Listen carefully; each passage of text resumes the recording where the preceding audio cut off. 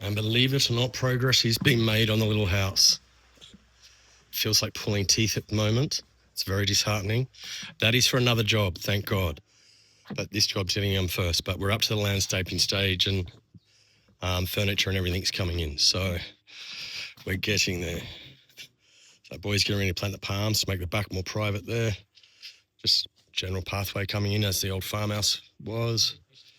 You know the rest. We just plant plants along there. We're not up to that yet. But yeah, so the girls are in town organising the furniture, bring that across and final painting and cleaning, I guess, and ready to go. The only problem is we have no bookings. But then again, we have no really cool photos of this yet.